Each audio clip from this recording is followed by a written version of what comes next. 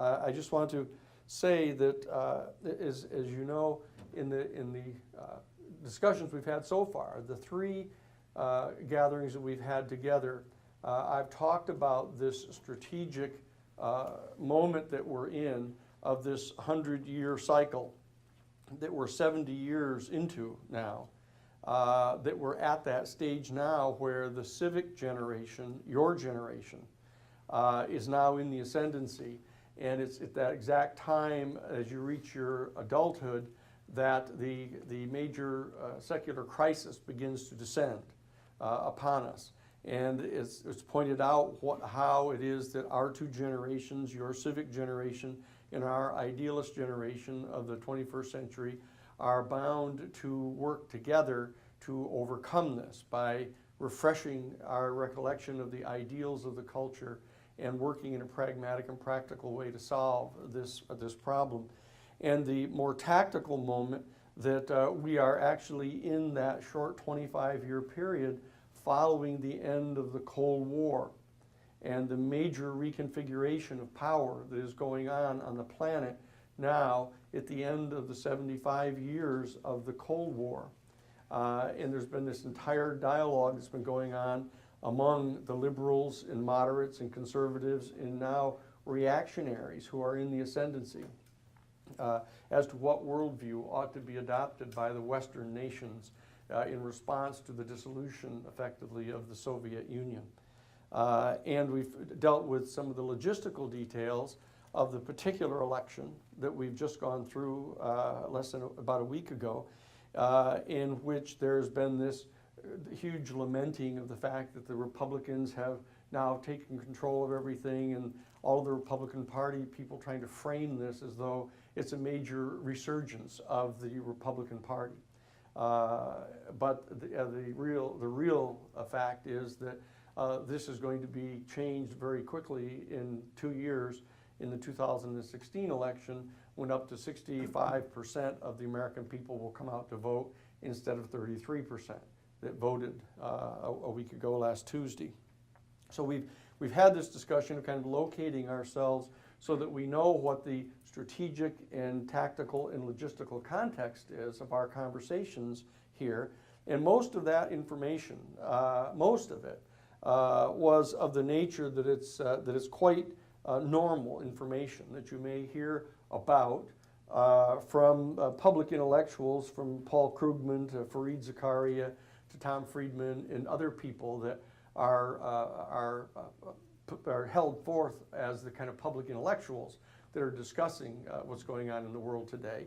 But I have hoped to have, over and above that kind of more prosaic information, have intended to convey to you at least three major kind of profound insights that I believe that we in the idealist generation have come to discern in the some 45 years that we've been out in the world since being in the academy as students. And those have been, first, this observation that Strauss and Howe made, William Strauss and Neil Howe, about this overarching 100-year cycle that goes on, so that we can really get some more strategic insight into what our respective roles are in attempting to deal with this crisis. The second major, I think, more profound insight that I provided for you was the insight by Talcott Parsons and Dr. Ralph Potter about the fact that our human family will historically divide ourselves into this whole spectrum of these 7 major different worldviews. And that they will take a position, each of those, the adherents to each of those worldviews will take a position that is categorically distinct from the positions taken by members of the other worldviews as to what steps need to be taken to address or solve that public policy problem. And this happens all the time. And the third, and I think more profoundly important insight that is going to be an ongoing subject of our gatherings together is the insight provided by Dr. Crane Brinton, as I mentioned, back on December 20th, 1967, when he pointed out that he thinks that the most important single intellectual insight that the greatest minds in Western culture have come to over the period of all the time he studied this, was that our human family is actually evolving into the next biological step of our evolution, and that the key to this biological step that we're taking is the evolution into effectiveness of an existent faculty like seeing or hearing that enables us to directly and experientially encounter the unitive phenomenon that bonds every single ultimately irreducible integer of matter in the entire universe into one single harmonious, harmonic whole. And that by means of this experience that an individual has access to, she or he is now able to actually experientially discern what form of human conduct, either individual or collective, is either harmonious with or disharmonious to the natural order of the universe. And that I've suggested that he is saying that this is a secret resource that we as intellectuals have access to and knowledge about now, so that we can use it as a resource for attempting to come together to address this upcoming secular crisis. Now, so each of these more profound insights, the three of them, by Strauss and Howe and Talcott Parsons and Potter and Crane Brinton, have to do with the perspective that we bring as public intellectuals to our perception and analysis of the information that is being generated in the world around us. And it has been historically expected of public intellectuals that you will have a higher level of perception about reality than the average person, or else whatever it is that you're going to be saying is of no more merit or importance to be listened to than your Uncle Jim or your Aunt Lizzie. You know, that as I mentioned before, everybody has an opinion. But the fact is that in order for your opinion to be listened to and given credence by others, you have to have a higher perspective on reality and to share this higher perspective with others.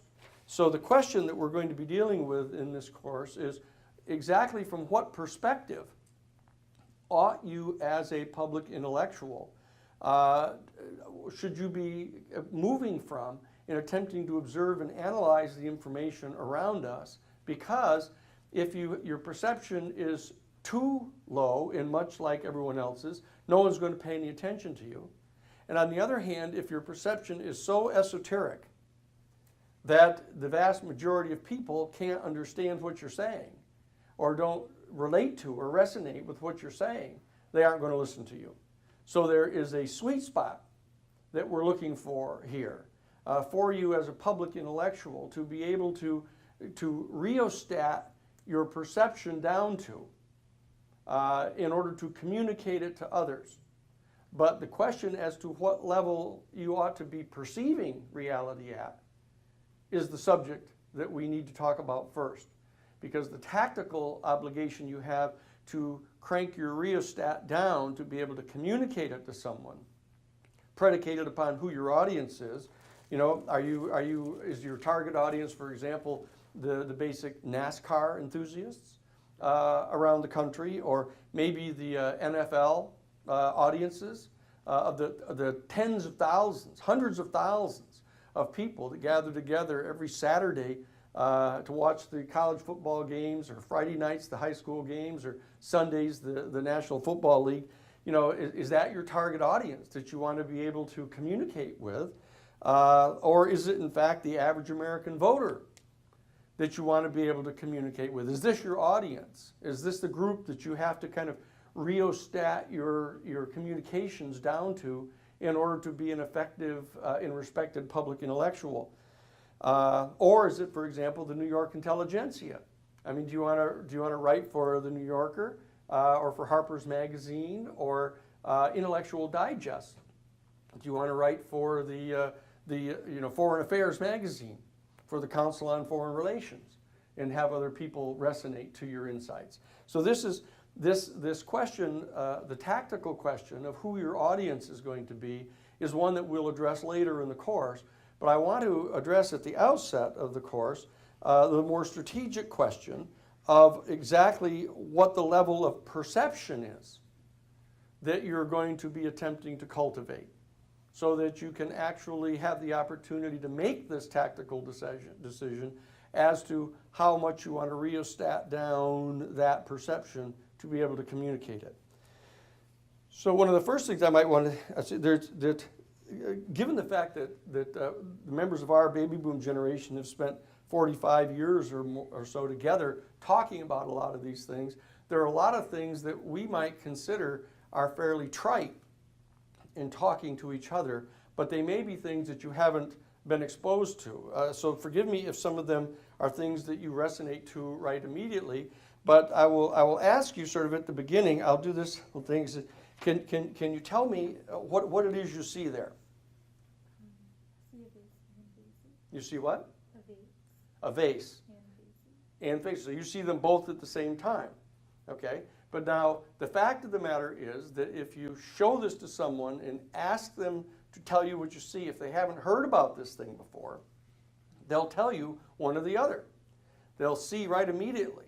They'll either see two faces looking at each other, or they'll say, well, it looks like some kind of a vase.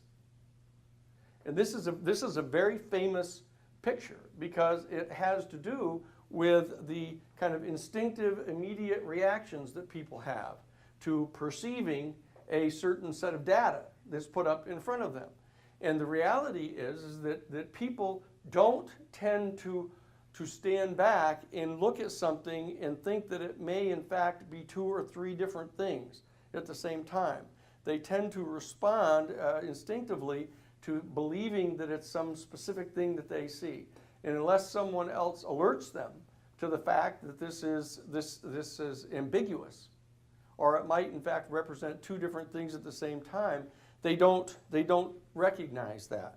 Now, another example of this is, a famous example, is that if you take, and again, forgive me if you've heard this one a lot, but I think it's an effective model. If you take three major beakers of water, and in the beaker of water that's on the right, you have very cold water that's like 35 to 40 degrees, the water.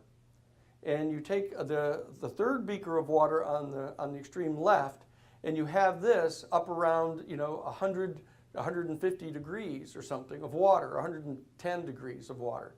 And you have a beaker in the middle that is filled with room temperature water. And you have a person place their right hand into the cold water on the right and hold their hand in there for a few minutes and take their hand out and put it into the room temperature water, and you ask them what they feel. They'll tell you that the water is warm.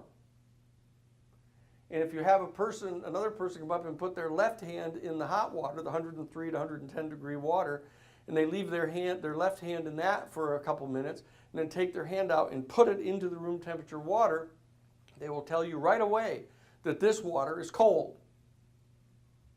Okay? And not only that, they'll mean it. They'll be convinced by their own direct, immediate experience that that is the nature of the water. And that poses a challenge because the scientific logical positivists of the world have developed such cynicism about the validity of subjective experience that what they do is they eschew all kind of emotional and subjective observations that can't be weighed or measured or tasted or felt or subjected to objective analysis by means of physical scientific data and replicated. And so what they do is they're driving for saying, look, let's work out a measure of temperature, whether it be Fahrenheit or Celsius, that actually measures the level of excitement of the molecules of water. And if they're vibrating and moving at a really high rate, we can figure out a temperature goes higher and higher based upon that. And they try to figure out some kind of objective criteria by means of which they can objectively and neutrally measure the temperature of the water. And so that we are faced with, in the whole world of human experience, we're faced with this school of thought, the scientific logical positivists, who, based upon their good faith judgment that the purely subjective experience of individuals is so relative to their actual prior condition that they basically reject it as a legitimate criteria for evaluation. And so they basically say nothing is true. Nothing is true unless you can measure it and weigh it and taste it and feel it and subject it to the direct five senses that we have, that they recognize that we have. And so that particular state of mind, that particular mode of reasoning, has in fact laid siege to the academy in Western civilization. It's laid siege to the entire culture in Western civilization since the Enlightenment. And because of that, there has been quite a well-known confrontation that has gone on since the Enlightenment between the scientific logical positivists on the one hand and the intuitionists, the spiritual people, the religious community, etc. on the other side. And it's gotten a lot of ink, this particular debate that goes on. But that is what I want to be able to do is I want to point out that there are all kinds of anthropological studies and psychological studies that have been done that tend to support the legitimacy of what the scientific logical positivist community has done. I'll give you just a couple examples. Now, one that you've all heard about probably is the classic example that was done at one of the universities here in the United States, I think Stanford, where they actually took the graduate school kids and they put them into an experiment where half of them were going to be prisoners and the other half were going to be guards. And they set up a whole bunch of rules, and the prisoners were held captive there for a whole week. And it turns out that the guards, the students, and they just picked them at random in the class. They divided them up this way. And that before the week was out, the students who were the guards had become so sadistic and abusive of the people who were the inmates, and the inmates had become so submissive and accustomed to being abused that they had to call off the study. And so that the fact is that because of the particular situation that they were put in and the expectations that were concomitant to the role that they were to play, they unconsciously began to follow all of those presumptions, and it began to actually affect their subjective disposition. And so there are a number of experiences like this. Another one that's probably less well known to you, Margaret Mead, the famous social anthropologist, she did a study back in the 1950s. She did a study in New Guinea, I believe it was. She actually set up an observation post high on a mountain overlooking this valley, where there was a tribe in the valley that in fact had no contact with the outside world. They discovered this, and so they set up an observation post, and they were watching the conduct of these members of the tribe. And it turns out that what had happened is the tribe had divided itself into two separate tribes, and they each lived upon the side of the hills on the opposite sides of the valley. And what would happen is that hunting parties of hunting and gatherers would go down onto the plain of the valley, and they would search for food there, hunt in gathering berries and nuts and things, and they would get onto the floor of the valley. And when they encountered each other, members of the two tribes, they would begin to fight. And they would have a fight, and they would continue fighting until one person was killed. And as soon as that person was killed, they would stop instantly. And those who had the person killed, the tribe that had the person killed, would retreat to their side of the valley and go up onto the side of the hill, and they would begin a major set of ceremonies, of dirges and funeral ceremonies for this person. And they would, throw ashes on themselves and flog themselves, and they would go through this entire process of lamentation. And the other tribe, who had succeeded in killing the other person, would in fact go back to their side of the valley and up onto the side of the hill, and they would engage in a huge celebration. They would kill the fatted calf, and they would in fact indulge in drinking intoxicants in huge sexual orgies, and kind of celebrating the fecundity of life. And she was taken aback by this, but she was even more taken aback when she discovered that they were taking turns. And that they would actually alternate every single period. And alternate who was going to be losing the person, who was going to be gaining. And so that they had this process set up by means of which they were able to stimulate those types of emotional feelings inside their two respective cultures. But in fact, they had started out as a single culture. And so that they had actually unconsciously divided themselves into these two tribes in order to be able to stimulate that type of intense experience in their lives. And so you can begin to understand that the scientific logical positivists think that they have a pretty good argument here. That this type of subjectivity, this kind of unconscious bias and unconscious motivations that motivate so many of us need to be given little play, if any. No play, if they can figure out how to do it. And there are a number of major sociological studies that go into pointing out these things. There's a famous book, it's a little book that, I'll give you some of these classic books that the boomers read all back during the 60s and 70s, so you'll get a chance to at least have them on your shelf for later. But there's this one book that's called Games People Play. Games People Play by Eric Byrne, a psychiatrist from 1964. It's the psychology of human relations and relationships. And it basically lays out a whole series of these classic games that people play with each other. And they do so completely unconsciously. And they get caught up in playing these various roles that they have. And that's one of them. And there are all kinds of efforts that are made by people like Margaret Mead and others to attempt to provide some kind of objective explanation for why this is all going on. In a certain sense, they attempt to bring the scientific, logical, positivist worldview to bear on these types of subjective activities that we engage in to try to lend some kind of insight into this so that we can, I think, counsel ourselves in our subgroups of our human family with regard to the refraining from that type of conduct if it becomes self-destructive.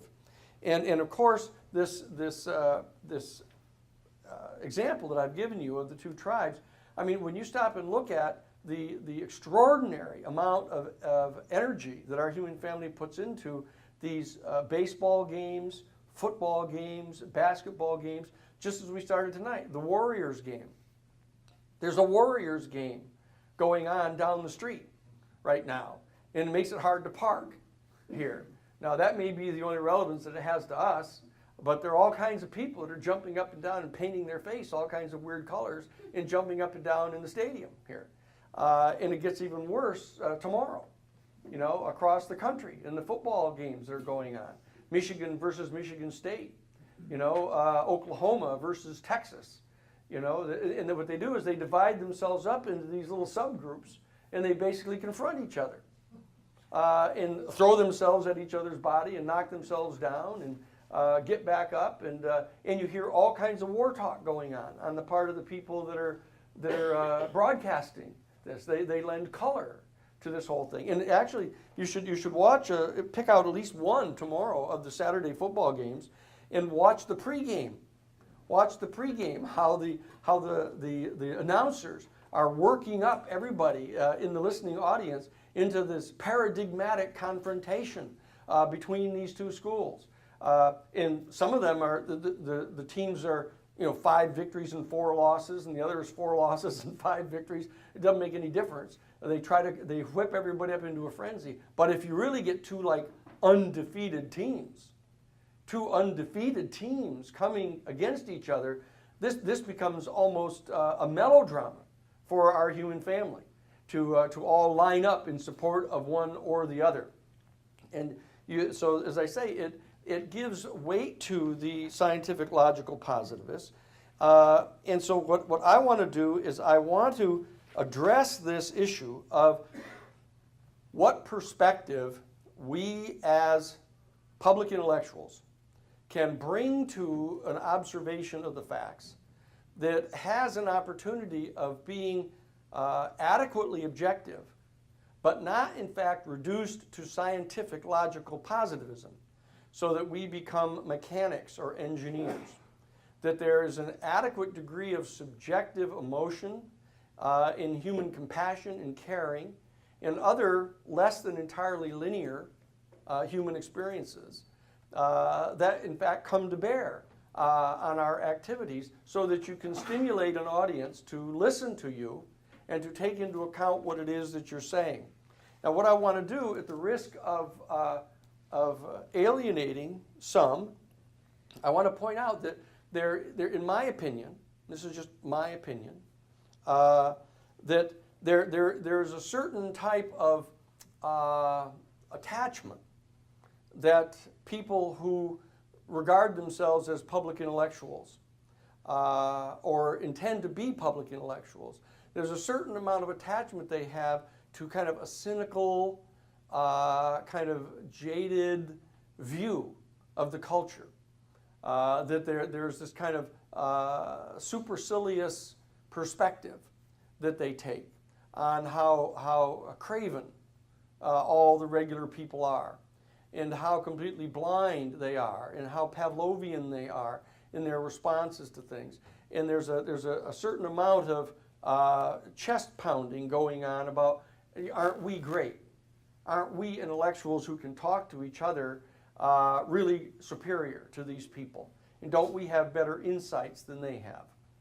And part of that cynical community, or at least ironic community, tends to have actually slipped over into a position where they've become so cynical about the kind of bona fides of the motivations of regular people that they've begun to lose hope, and that you get a lot of this. You get a lot of this stuff. I want to read you kind of a few examples. One is a good friend of ours, Chris Christopherson, who was a big supporter of us at the Christic Institute and used to come to all of our concerts and stuff. And we'd been to his place in Hawaii, and we smoked dope with him and had lots of fun. But he writes these kind of songs that cause people in the music industry to view him as quite an intellectual. He's got this one song that they call The Pilgrim, chapter 33. He says, "See him wasted on the sidewalk in his jackets and his jeans, wearing yesterday's misfortune like a smile. Once he had a future full of money, love, and dreams, which he'd spend like they were going out of style. And he keeps right on changing for the better or the worse, searching for a shrine he's never found. Never known if believing is a blessing or a curse, or if the going up was worth the coming down. He's a poet, he's a picker, he's a prophet, and he's a pusher. He's a pilgrim and a preacher, and a problem when he's stoned.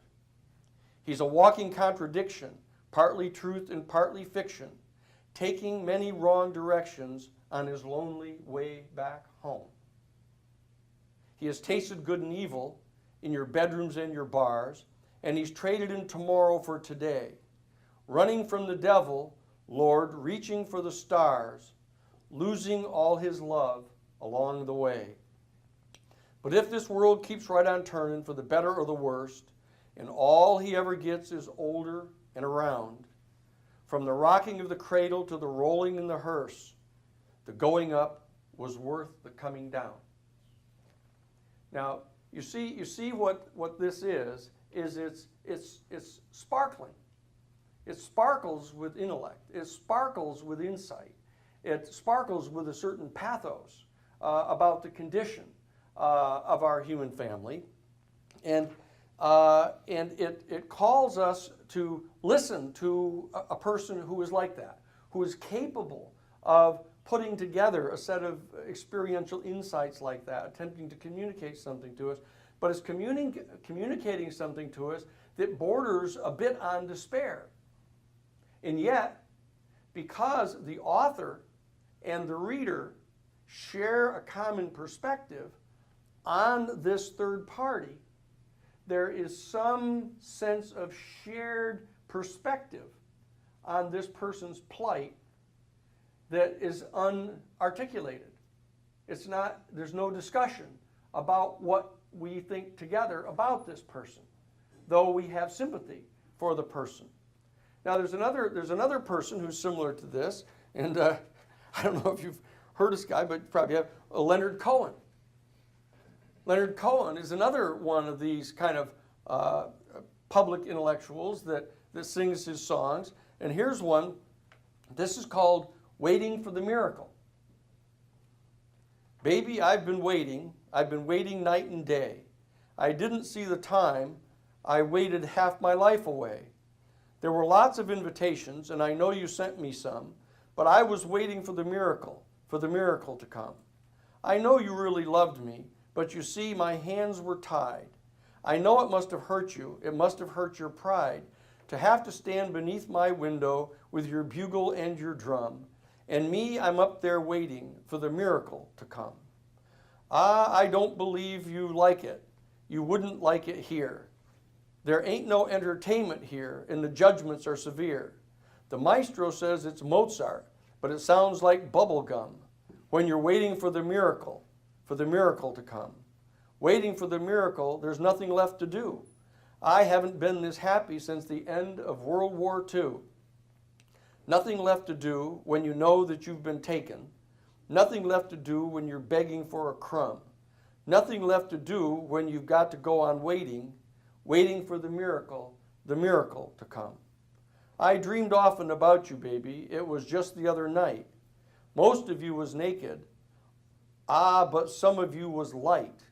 The sands of time were falling through your fingers and your thumbs, and you were waiting for the miracle to come. Ah, baby, let's go get married. We've been alone too long. Let's be alone together, and let's see if we're that strong. Yeah, let's do something crazy, something absolutely wrong, while we're waiting for the miracle to come. For there's nothing left to do. When you've fallen on the highway and you're lying in the rain, and they ask you how you're doing, of course you say you can't complain. If you're squeezed for information, that's what you've got to play it dumb. Then you've got to play it dumb. You just say you're out there waiting for the miracle to come. Now, again, you see that clearly a person who can put that message out to the world is intelligent, has insight, has subtle insights, has experienced the world in a way that is not untrue. The world, in fact, is a difficult place. But in fact, they have come to have a certain perspective which is filled with sadness, filled with remorse about the human condition.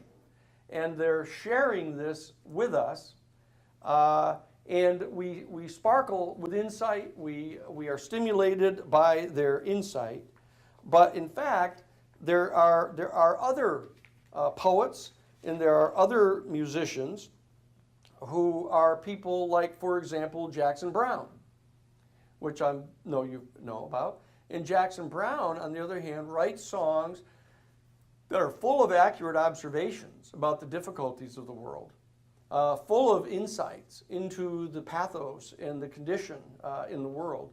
But he, in fact, brings as part of his message an insight into the fact that there is some type of structural source of these problems, and that he's attempting to share with us this insight, that there is some kind of an understanding that he wants us to have together, to have insights into what the condition is of the world.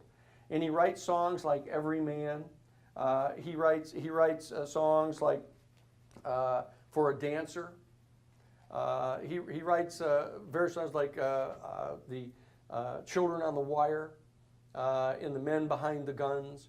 And he's a political writer that is at the same time capable of experiencing and discerning the pathos in the world, but brings to his public intellectual endeavor an attempt to bring insight into the structural sources of injustice, and invites us together to share in some type of common mission to attempt to engage these structures in a way that will bring about reform. Now, there are a number of essayists that you're going to encounter. And I say some are musicians and write them in poems. Some are poets. Some are essayists. Some are novelists. But these are public intellectuals who attempt to tell a story, write a poem, write an essay that provides an insight into the troubles of the world.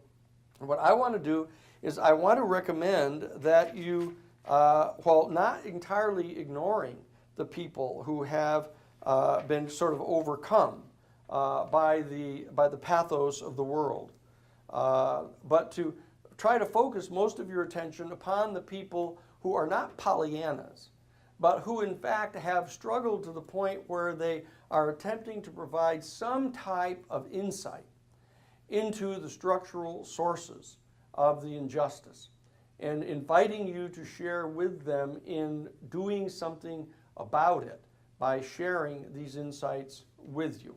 And I want to say something to you that I came to this kind of realization when I was out in Colorado. I've been asked to go out there and brief some people on the Iran-Contra thing and what was going on with the smuggling of the weapons and all that.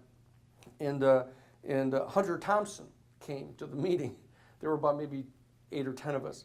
And Hunter Thompson came to the meeting, and I was struck by Hunter because he was such an aggressive cynic and just filled with cynicism. But it dawned upon me that the energy of his cynicism was because he was a broken-hearted idealist.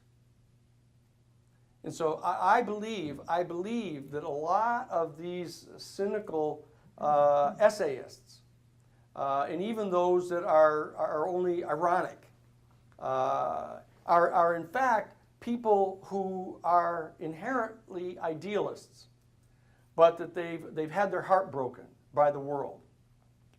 And I don't want you to have your heart broken. I want to be able to be of assistance to you in the time that we spend together, and perhaps even afterwards as we go through life, if you want to communicate with me and with the other professors here. I don't want your heart to be broken by the world. And so I want you to know some things that we know that can help you protect your heart and protect your soul in doing this. And so what I want to do is I want to hear in this one presentation, I want to sort of grab right by the lapels and shoulders the basic premise that I want to share with you throughout this course. And I want us to be keeping this in mind at all times, because it becomes the kind of operational referent from which everything else flows. And that is this. This insight that Crane Brinton communicated to us at Harvard College back in 1967, that in fact the intellectual community of our human family has come to this insight intellectually, that this faculty exists. And in fact, it is in fact the source of our refuge in the midst of a world that doesn't make sense if you try to deal with it completely secularly, or you try to motivate people strictly on the basis of their own immediate self-interest. That people despair who are trying to solve the problems of the world pursuant to mere secular motives. And yet, on the other hand, there's other people that retreat into a world of complete fiction and fantasy, where they're going to fundamentalist churches and jumping around, waiting for Jesus to come in on a cloud and save them, waiting for the miracle, as it were. There's another famous story of the man who was in his home, and he heard on the radio that there was a massive flood coming that was going to come and wipe away his home. And so he got down on his knees and started praying for God to come and save him. And some people drove up in a Jeep and offered to give him a ride and take him out of here and save him from the flood. And he said, no, I'm waiting for Jesus to come and save me. And so they drove away, and time passed, and the water started coming in around his house, and it got up around the level of his porch, and some people came in a boat and pulled up to his porch and said, look, you've got to get out of here. The flood waters are rising. You're going to be swept away and killed. And he said, no, I don't need to get in your boat. He said, I'm praying to Jesus, and he's going to come and save me. And the water continued to rise, and it filled up his first floor, so he went up into the second floor, and it continued to rise, and he got up onto the roof of his house, and the water was all around him. And a helicopter came by and offered to lift him from the roof. He said, no, I don't need your helicopter. I'm praying, and Jesus will come and save me. And the water rose up around his neck and swept him away and drowned him and killed him. So he appears at the pearly gates, and St. Peter comes and greets him, and the guy says, he said, I don't understand it. I was praying to Jesus, and he didn't come and save me. And St. Peter says to him, well, he said, we sent you a Jeep and a boat and a helicopter, and you didn't even take them. You see. Now, the point I'm making here is that the way in which this thing that is referred to as the spiritual realm, the realm in which either Jesus or the prophets or the other people down through the years have been attempting to share with us, this realm doesn't function in the way of just reaching down and plucking you out with a hand from the sky and saving you, or revealing the world to you through some sort of a beatific vision. What it does is it reveals itself to you through another means. And that's the one that I want to talk with you about here today. And now, I spent a bunch of time trying to refine this one major report that I had found a number of years ago, actually when I was at divinity school. But I know that a number of you enterprising researchers are going to find it, because you can spend a little more time than I had in the last few days to find it. But back in 1968, there were a set of experiments that were done at the Downstate Medical Center in New York State at SUNY. And what they did is they gathered together a Yaqui Indian sorcerer, a Taoist monk, a Hebrew Kabbalist, a Trappist Catholic monk, a Hindu fakir, a Buddhist monk, and an Islamic Sufi. And they got them all together, and they created this, it was like a telephone booth, as I recall. And they had in the ceiling of this telephone booth, they had a computer in there, and it was attached to these very fine hair with cilia that were hanging down into this little booth, so that they were able to register absolutely microscopic differences in the voltage differentiation between the spaces of these cilia. And what they would do, what they did is they took these beings and they hooked them up to an electrocephalogram, an electrocardiogram, and these graphatic measuring devices of the graphatic measurements on their skin and all this. And they said to them, okay, now go ahead and get in this little booth and do that thing that you guys do. And so what happened is of these 7 people, they got into the booth, and every single one of them either got into a kneeling position or a sitting position, a lotus position, or a squatting position. They got into a position where their back was absolutely erect, number one. And secondly, they began to chant. They began to pray over and over and over again. Hail Mary, Mother of God, pray for sinners, now at the hour of death, amen. Holy Mary, Mother of God, pray for... or Om Namah Shivaya, or they began to chant. And the third thing that they discovered is that during their chanting, after a short period of their chanting, every single one of them fell into a certain pattern where they would expel all of the air from their lungs. And then they would completely fill their lungs with air again, and then they would begin to chant again. And they would go through this process, and they discovered that fifthly, the ratio of the time that they spent inhaling to the time that they spent exhaling doing these chants was virtually identical. And what they discovered fifthly was that during this process, the alpha emissions from their brain, the electromagnetic wavelengths of alpha frequency of their brains began to increase dramatically compared to the other theta and beta waves that were being generated by their brain that have been designated as such by the scientists. And what they discovered then is that the energy field around their bodies, this what they call bioplasma or photoplasma around the body that is given off in the energy of your body, that they discovered that this energy field around their body began to energize, and that it actually began to energize farther and farther out away from their body. And they discovered from this cilia that was all around them, they were able to measure the minute voltage differentiation between the various hairline cilia. And they discovered that the actual physical center of the energy field around their bodies was actually located inside their body. It was inside their body, below their heart, just above their solar plexus, and it was inside their body.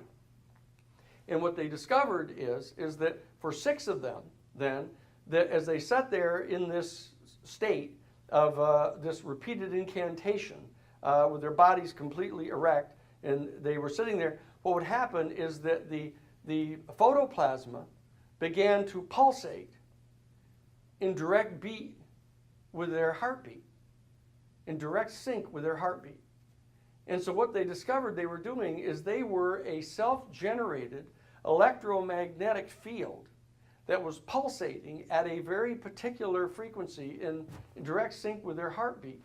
And they started writing papers about this, and they began to suspect, and they wrote papers to this effect, that these beings were somehow functioning like a radio receiver, like a crystal radio set that was able to directly link into a particular electromagnetic field that actually abides in the universe, that enables them to drop into direct resonance with this, a harmonic sympathy with that field, and that in that particular state, they have a direct experience of overwhelming unity and harmony, and that they experience an extraordinary state of calm and a perspective that is unique in the human family.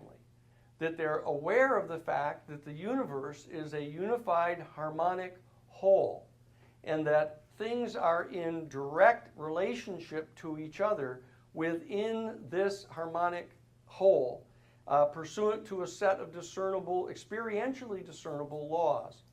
Now, I am, for the sake of this course, going to be maintaining that that is an accurate observation, and that the great poets and the great philosophers and the great psychiatrists and the others that we're going to be talking about, who hold themselves out as public intellectuals, who are attempting to solicit your endorsement and support as people who are explicating larger verities about our human condition, that all of them are attempting to reach out and say something about what is essentially this experience.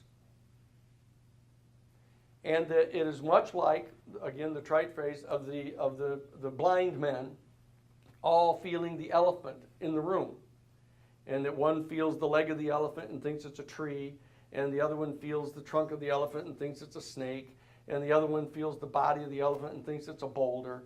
And what they're doing is they're all coming at this secret mystery of what's going on from their own perspective of their particular discipline, and they're attempting to try to discern what it is that's going on here. Okay? And what I'm going to be maintaining during the course, and I want us to think about this critically, and I want us to discuss it, and I want us to debate it, and I want us to probe this thesis that the adherence to the different worldviews that we're going to be talking about, ranging from the authoritarian to the reactionary to the conservative to the moderate to the liberal to the progressive to the utopian, that all of these people that what you're going to be recognizing is an ascending access to this direct experience. And that what differentiates the adherence to these different worldviews is the actual nature of their own experience of this particular faculty. And that as they ascend toward this end to the left of the spectrum, they begin to have a higher and higher perspective. Now, instantaneously, you're going to say, wait a second, the leftists, are you saying that leftists are basically more spiritual than right-wingers?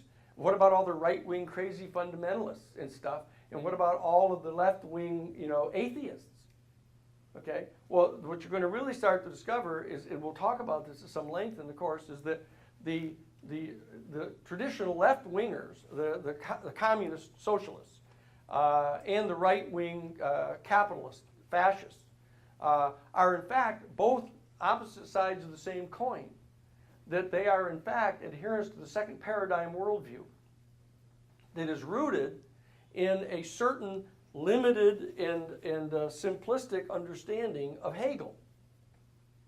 That what they are going to be saying is that, look, that we do not believe with the simple-minded authoritarians that the world is just a completely chaotic place and that the universe is expanding and disintegrating and is going to disintegrate into nothing, and therefore there's no ultimate discernible referent for any right or wrong, and the world is just chaos, and that the only rational response on the part of a thinking human being is to attempt to impose some kind of artificial order on the universe based upon one's own immediate self-interest as a ruler.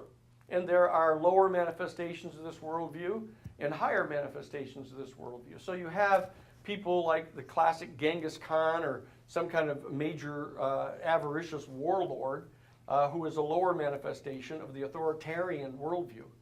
But you have others that are authoritative leaders.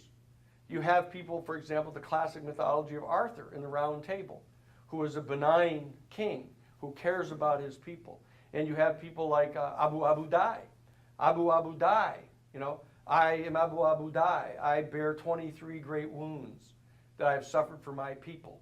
And I am a river unto my people. And the people follow him. They follow him anywhere he wants to go. And he gives of himself. And he meditates and prays every morning and every afternoon and every night and gives himself up to the infinite and eternal, which is his source of power. Okay? So there are lower and higher manifestations of each of these worldviews, but the reactionary worldview, the worldview that's inside toward the center of the spectrum from the authoritarian worldview, the reactionary worldview harbors a different cosmology. They believe, as I mentioned briefly in the second talk, is they believe that the universe, even though it is expanding out and away from the locus of the Big Bang, and in fact all of the elements in the universe are disintegrating into their smaller constituent elements, that the fact of the matter is that the impetus that is imposed upon them that is causing this expansion from the Big Bang is going to expire when every single ultimately irreducible integer of matter in the entire physical universe, that is an inchoate quantum field, is separate and apart from every other one, that at that particular point, the impetus that's been imposed upon them generating this expansion from the Big Bang is going to expire. Yet at that exact microsecond, the bonding attraction that every single one of these ultimately irreducible energies of matter in the entire physical universe have one for another is going to remain and abide. And therefore, they're going to start to be attracted back toward each other. And they're going to start to condense once again into forming muons and leptons and electrons and protons and neutrons. And they're actually going to start forming elements again and compounds and mixtures and planets and star systems and galaxies and life forms once again. And they're going to continue to condense. They're going to continue to condense all the way until such time, as I mentioned, every single ultimately irreducible energy of matter in the entire cosmos is in direct physical contact with every other one. And that the entire sum total of mass and energy in the universe abides in the area of the head of a pin. At which point, the polarity reverses, and every single one of them repels every other one. And you have another Big Bang. And they believe in the oscillating universe. They believe that the universe is oscillating between a state of absolute mass and absolute energy, and that during the course of any one of the different phases of the expansion and contraction, which they call the magnum annus, the great periodos, the great period of time within a given oscillation in which our human family manifests, both during the expansive phase and the condensing phase, is that they believe that this particular oscillation is in fact a phenomenon that can be discerned by the human family, and it sets up the archetype of having a dialectic. And that even the adherents to the authoritarian worldview, who have no experience, no visceral experiential experience of there being any overarching phenomenon that they can experientially discern that communicates to them the existence of any type of meaning in the universe, any kind of inherent order to the universe, that the adherents to the second paradigm worldview of the reactionaries believe there is this ultimate dialectic functioning, and that therefore they can find meaning by attaching themselves to a dialectic, and that they can get engaged in the various dialectical discussions that are going on, taking a side, and if they can in fact take a side of the various dialectics that are all coordinated with each other and are all referentially consistent with each other, they start to develop a concept of a worldview. In their dialectician. They are either an adherent to the thesis or the antithesis that is dominant at the particular time. And they derive meaning from that. And they are not, in fact, just attempting to superimpose the will of a single individual upon an otherwise chaotic and meaningless universe. They are, in fact, attached to one of two sides that is engaged in a grand effort to establish the dialectic. And some have less and some have more realization that the ultimate dialectic will generate the thesis and the antithesis will join together to form a synthesis that will become its own operating thesis, and some don't. But the reality is that we're going to be talking about this because I am suggesting that the ability to experientially discern the oscillating aspect of the cosmos is a function of the experience of this faculty in its more or less minimal form. And that the people who are the adherents to the authoritarian worldview are those who don't have this experience. And it isn't that they're in bad faith, it is that they genuinely have no experience of that. And so when you try to explain to them that experience, they basically think that you're nuts, and they don't experience it. So they're operating in good faith. Now, if in fact they're pursuing nothing more than their own immediate short-term physical gratification, then you can hold them in fairly low esteem from your perspective, even as a second paradigm adherent. Now, if in fact they're using their experience to represent an authoritative ruler, an authoritative king or queen that in fact attempts to do good things for their people, then you can hold them in higher esteem if they're in the higher manifestation of the worldview. But the argument that I'm going to be making during the course, and I want us to discuss this, I want to engage you in this discussion, because it's my own personal opinion that if I were only given one more am I doing something? Oh, I see what's happening. If I were to have only one more year to live, and I had the opportunity to share this insight with you, I would want you to engage in this and consider utilizing it as the model by means of which you undertake your analysis of events going on in the world, in that you actually observe people who are coming to any particular debate about any given particular public policy issue, and you attempt to figure out which of these particular worldviews they are an adherent to. And you can begin to understand what it is that they're going to believe and what it is they're going to be proposing. And so the question that you're going to eventually come to is, well, what does this mean? Does it mean that we're supposed to figure out, what state of experience we're having personally, and then adopt that particular worldview and adhere to that, and that's the most honest thing to do?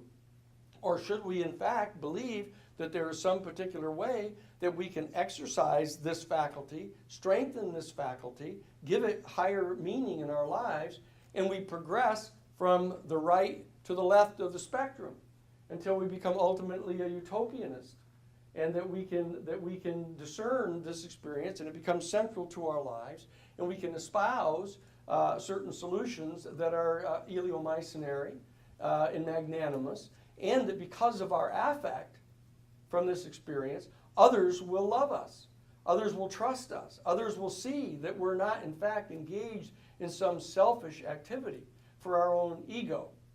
Okay, so this is going to be the dynamic of the course that we're going to be talking about.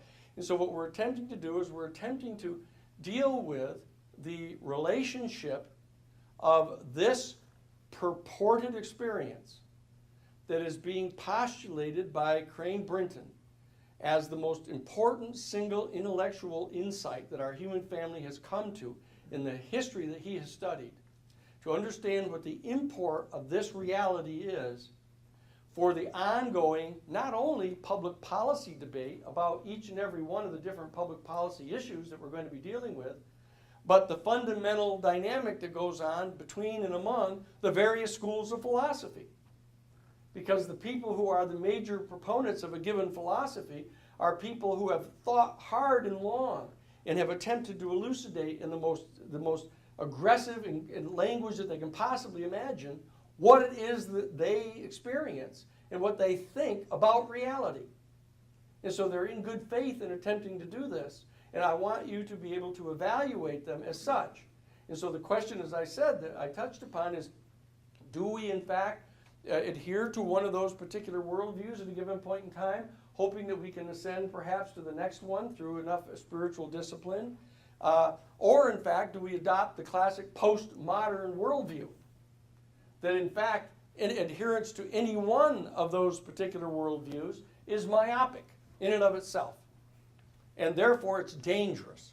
Anybody who believes anything very aggressively and very firmly and starting to approach an absolute belief system is dangerous to the world, and that they have to be eschewed, they have to be criticized, their whole worldview has to be disassembled. Your job as a public intellectual in that case is to disassemble every single affirmative argument that anyone tries to make on behalf of one of these worldviews, because you definitely believe them to be dangerous. Because if any one of these worldviews comes to dominate the world or the given culture, they can in fact become authoritarian, and they can crush individual thought, individual liberty, one's own mode of spiritual expression, because they're so convinced they're absolutely right. And so there is this postmodern worldview that has arisen in the last 50 years or so, or more, in which they suggest that if you're a genuine public intellectual, you are going to be a postmodernist. I'm suggesting that I want you to be trained as a postmodernist. I want you to understand that these people haven't thought hard enough about this, and that you are going to think harder about this, and you're going to examine each of these worldviews. You're going to examine their cosmology. You're going to examine their teleology. You'll examine their ontological assumptions. You'll analyze their epistemological assumptions. You'll come to identify and evaluate their mode of ethical reasoning and how it gives rise to their philosophy and how their political philosophy is directly derivative of that. And if you're capable of undertaking that type of operation, you will have taken a position from the perspective of which you can say things that are worthy of people listening to you. And yet you're not intending to simply destroy the other person's worldview. What you're attempting to do is to get them to understand that there is an underlying dynamic that is going on here in this ascending experience that we're having of this biological faculty that's evolving, that in fact is not going to stop at the seventh paradigm worldview, the utopianist theistic worldview. It's actually going to generate an eighth worldview. It's going to generate an eighth worldview that is in fact going to stand us in good stead when we in fact encounter another extraterrestrial civilization that is in fact millions of years in advance of us technologically. Because we're going to have to come to understand what it is about our human family that merits a full partnership in place at the table in the entire galactic civilization that is going to be encountered eventually. And so that in fact, this is one of the issues that as a public intellectual, in my opinion, you're going to have to come to grips with, because it's the one that is going to cause even you to smile the minute it's raised. And so that you can see that you have been indoctrinated and brainwashed to, in fact, respond with humor to a subject that's as extraordinarily important as that. Okay? And so that's ultimately the mission of the course, is to prepare you to be not only public intellectuals to address our people, but to help our people come to understand the true place of our human species in the galaxy and what our relationship is to other intergalactic civilizations, so that when the time comes, we will not only be able to solve the immediate social crisis that is going to confront us in the next 30 to 40 years of the global climate change and the massive national security state, but you're actually going to be prepared for that moment when, in fact, our human family actually establishes contact with an extraterrestrial civilization, and we discover that we have not only been disenthroned from the physical center of the universe with Copernicus, in Galileo, but we now have been displaced from the tip of the pyramid of all sentient life in the universe. And we have simply rushed in and constructed a new schematic of a pyramid and placed ourselves at the top of it to replace the one where we used to be in the center of it. And that is the overarching intellectual challenge that faces your generation, to be able to deal with the more short-term secular crisis that's going to befall you and all of us in the next 25 to 30 years, but also prepare for that much higher moment that will come very much at the end of the life of our generation, and at the point where you are basically the same age as we are now. And that's going to be this encounter with an extraterrestrial civilization, when you have to be able to step forth as a public intellectual to speak on behalf of our entire species. So that's what we have to say for tonight. And we'll get together again on Monday, and we'll start to explore some of this. I'm going to give to Andrew and others on the internet. There is a piece that I want you to read, which is a simple, basic understanding, a structure of the entire issue of the vibrational frequencies of the human body, the interface that this has with emotional states that people have, and the intellectual levels that people reach in dealing with it. I will email that to them, and they'll be able to get this to you, so you'll have it available to have at least access to by Monday. Okay? Okay, so now you can go see the rest of the Warriors game. Okay? Thank you.